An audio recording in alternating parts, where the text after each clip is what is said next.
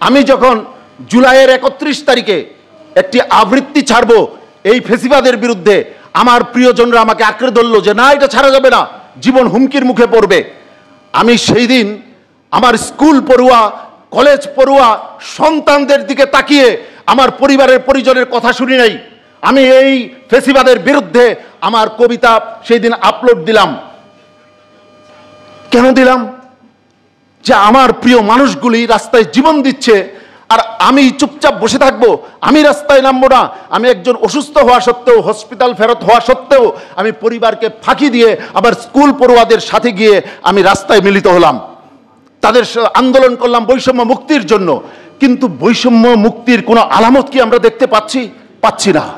কারণ যে নেতৃত্ব ভারতের সেবাদাস, যে নেতৃত্ব পাশ্চাত্যের সেবাদাস, যাদের চিন্তা চেতনায় গোলামীর জিন্দেগি, যাদের চিন্তা চেতনায় গোলামি বসে আছে, তাদের দ্বারা এদেশের মানুষের বৈষম্য মুক্তি সম্ভব নয়। অতএব 24 চূড়ান্ত কোনো আন্দোলন নয়, 24 চূড়ান্ত কোনো অভ্যুত্থান নয়। এদেশের মানুষকে যদি মুক্তি দিতে হয়, এদেশের মানুষকে যদি বৈষম্য থেকে মুক্তি দিতে হয়, তাহলে একটা সর্বাত্মক গণবিপ্লব প্রয়োজন। সেই গণবিপ্লব হতে হবে ইসলামের জন্য, সেই গণবিপ্লব হতে হবে এদেশের মানুষের বৈষম্য মুক্তির জন্য, আর অবশ্যই তা কোনো সেকুলার নেতৃত্বে নয়। কিন্তু এই অঞ্চলের ভূমিপুত্ররা, বারো ভূঁইয়ারা, ইসাখারা জীবন দিয়ে, রক্ত দিয়ে এই অঞ্চলের মর্যাদা অক্ষুণ্ণ রাখার চেষ্টা করেছেন। অতঃপর যখন ইংরেজরা এই দেশকে দখল করলো, তখন আবারও বৈষম্য শুরু হলো। আমার পূর্ববর্তী বক্তা চমৎকার বলেছেন, যখন ইংরেজরা এলো, ইংরেজদের বিরুদ্ধে সর্বপ্রথম লড়াইয়ের ময়দানে ঝাঁপিয়ে পড়েছিল এদেশের মুসলমানরা, মুসলিম নেতৃত্ব। তাদের সকল কিছু বিসর্জন দিয়ে দেশের স্বাধীনতা আবার অর্জন করার জন্য তারা ময়দানে নেমে এসেছিলেন। কিন্তু তাদেরকে নির্বিচারে হত্যা করা হয়েছে। আর আরেকটি শ্রেণী, তারা ইংরেজদের পাচাটা গোলামে পরিণত হয়েছে এবং মুসলমানদের উপর নির্যাতনের স্টিম রোলার চালানোর ক্ষেত্রে তারা সহযোগিতা করেছে। সেই সময়ে তিতুমির, তারপর দুদু মিয়া, তারপর ফকির মজনু শাহ, এরকম আরো হাজারো হাজারো মুসলিম নেতারা নিজেদের জীবন বিসর্জন দিয়েছেন। ইংরেজরা একটা জিনিস বুঝেছিল, তাদের একজন উপনিবেশ মন্ত্রী সেই সময়ের, সে একটা বক্তব্য রেখেছিল হাউস অফ কমন্সে। সে বলেছিল, মুসলমানদেরকে যদি একটা বই থেকে দূরে সরানো না যায়, তাহলে মুসলমানদেরকে শাসন করা যাবে না। সেই বইটার নাম হচ্ছে আল কোরআন। অতএব আল কোরআন থেকে, কোরআনের শিক্ষা থেকে, কোরআনের আদর্শ থেকে মুসলমানদেরকে দূরে সরানোর জন্য যাবতীয় আয়োজন ইংরেজরা করেছিল। বৈষম্য হলো, সেই বৈষম্য থেকে মুক্তির জন্য মুসলমানরা আবারও চেষ্টা করলেন। তখন আমার পূর্বপুরুষদের কাছ থেকে নিজের কানে গল্প শুনেছি, যারা সেই সমাবেশগুলিতে ছিলেন। মোহাম্মদ আলী জিন্নাহ, তিনি একটি বই উঁচিয়ে ধরে বলতেন যে আপনারা কি এই বইয়ের শাসন চান? বইটির নাম হচ্ছে আল কোরআন। তখন মুসলিমরা বলতো, হ্যাঁ, এটা চাই।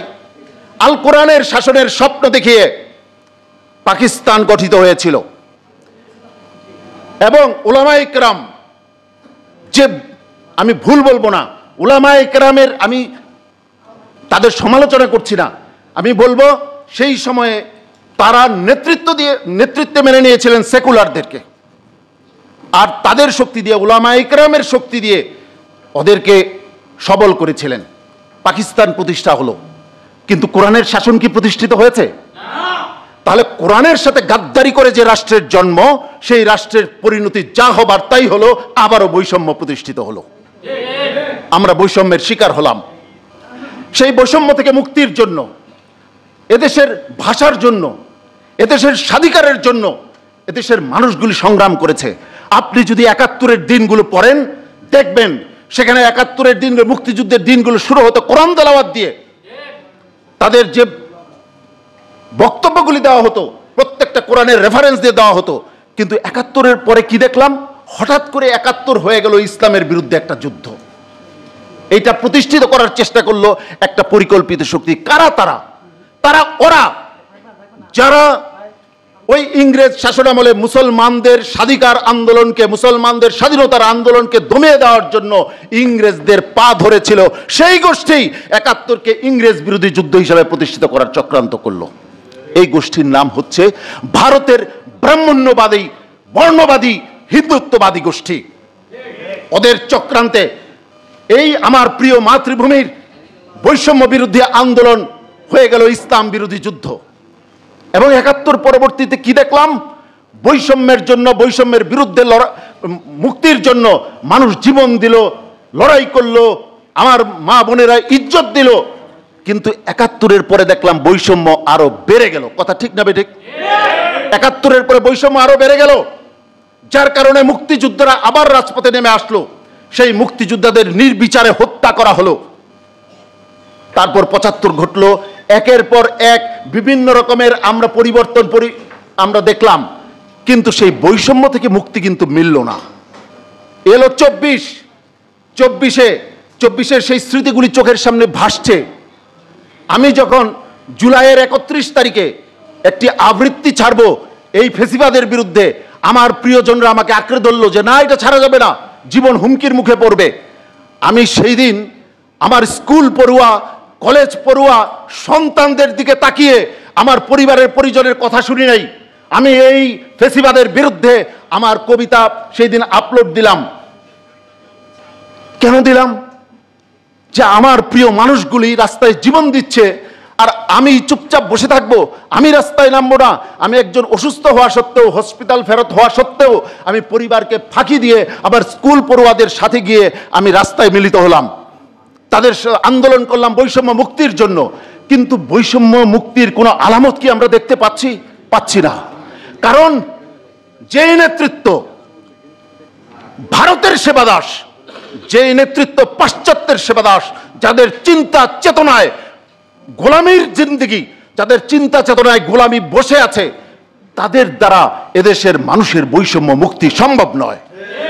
অতএব ২৪ চূড়ান্ত কোনো আন্দোলন নয়, ২৪ চূড়ান্ত কোনো অভ্যুত্থান নয়। এদেশের মানুষকে যদি মুক্তি দিতে হয়, এদেশের মানুষকে যদি বৈষম্য থেকে মুক্তি দিতে হয়, তাহলে একটা সর্বাত্মক গণবিপ্লব প্রয়োজন। সেই গণবিপ্লব হতে হবে ইসলামের জন্য, সেই গণবিপ্লব হতে হবে এদেশের মানুষের বৈষম্য মুক্তির জন্য।